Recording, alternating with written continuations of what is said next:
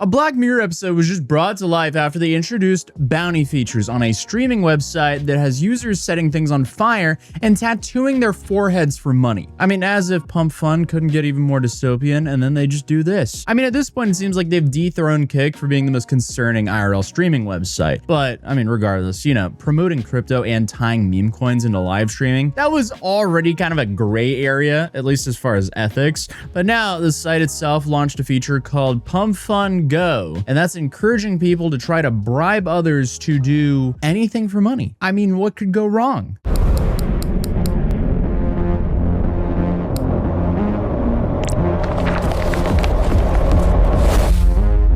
Yeah, there are bounties for everything, from quitting your job on camera to setting a car on fire or tattooing crypto coin tickers on your body, including your forehead. I'm sure this is extremely healthy for society. Again, what could go wrong? And the rewards for completing these strange and sometimes outrageously stupid tasks range from, what I can tell, $1 to $52,000. So I mean, that can easily be some life-changing money. Of course, the bounty you have to complete to get the $52,000 is placing a bet on how on the top of Mount Everest, which, I mean, if you know anything about Mount Everest, it'll probably cost you a whole lot more than $52,000 to get to the top of it. But who knows, maybe we'll see a Sherpa up there doing this task. I do see the average cost to summit Mount Everest is about $60,000 though. So yeah, that doesn't really seem profitable to say the least. And the initial promotional video that Pump Fun posted introducing this feature, that's definitely fascinating because every single, I guess, example of a bounty it shows is pretty much illegal. I mean, this is genuinely just a terrible idea.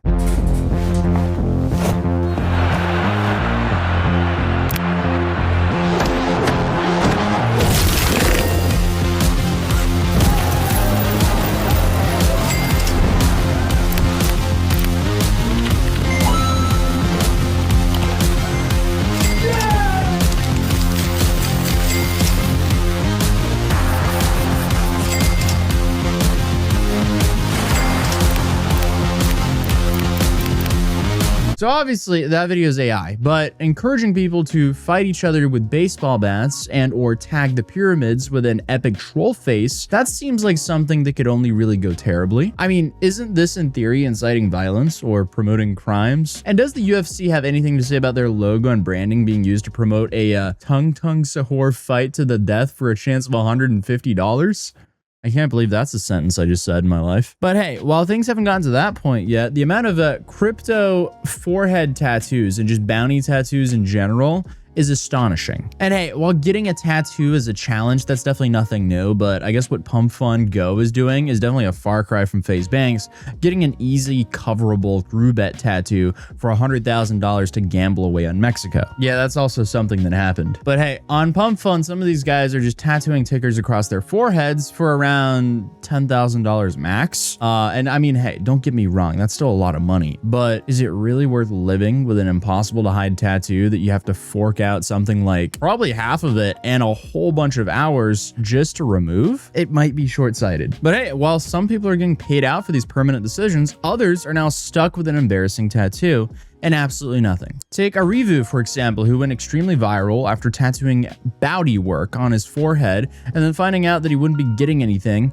due to a typo. So the bounty's creator misspelled his own ticker in the challenge, and somehow Arivu is at fault here for tattooing the wrong name. I don't know, maybe to learn how to spell your own brand before you ask someone to tattoo it on their forehead? How is he at fault here? But luckily for him, the viral misspelling led to a creation of a coin with the misspelled bounty work name, with I guess all the profits and fees going to Arivu. And it's said that he gained something like $40,000 from this, which obviously is a huge jump from the $2,500 that he thought he was going to initially receive. So, I mean, he didn't do it for nothing, thankfully, but I wouldn't use this as like a positive example because, I mean, at the end of the day, this is messed up. Because you might be asking yourself, okay, who would do that for the chance of $2,500? I mean, it's not like he had any idea he was going to get $40,000, but If you're someone from a poorer country who is struggling, a couple $1,000s can very easily be life-changing money for you, especially if you consider, I guess, how much it might convert to in local currency. And these bounty creators, they absolutely know that. So many people post their stories about hardships alongside a proof of them completing bounties. For example, I'm struggling due to medical bills.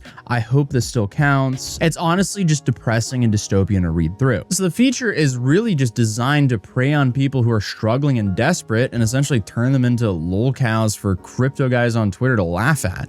I mean, this is literally just paying money to bully people in poverty for entertainment. But thankfully, I mean, even some of these crypto guys are making themselves into complete lol cows as well in the process, which makes the whole thing even more insane, honestly. Because there was this other tattoo bounty that people acted on so quickly that multiple people actually got the same tattoo. And because the bounty can only go to one person, a bunch of people got the tattoo and nothing for it. So now they're stuck with a tattoo they probably didn't want. And that's there permanently. They will be permanently reminded that they just got a tattoo a little bit too late and they couldn't collect the bounty in time. Unfortunate. Why would you ever want to put yourself in that position? I mean, clearly they need the money, which is why I hate everything about this feature. But I guess the winner of the said Solana tattoo bounty had plans of covering it up, but others might not be so lucky to be, I guess, dating a tattoo artist or something like that, or if they've picked a placement that can't really be removed or covered up as easily. Because again, to remove a tattoo, obviously depending a little bit on the tattoo, that's a lot of hours. And even though he won, Jordan says he immediately felt guilty and has already been turned off to the whole thing because of how toxic it all is. And I guess that's easy to say after you've won. I mean, I bet he would even feel worse if it was one of the people who got a tattoo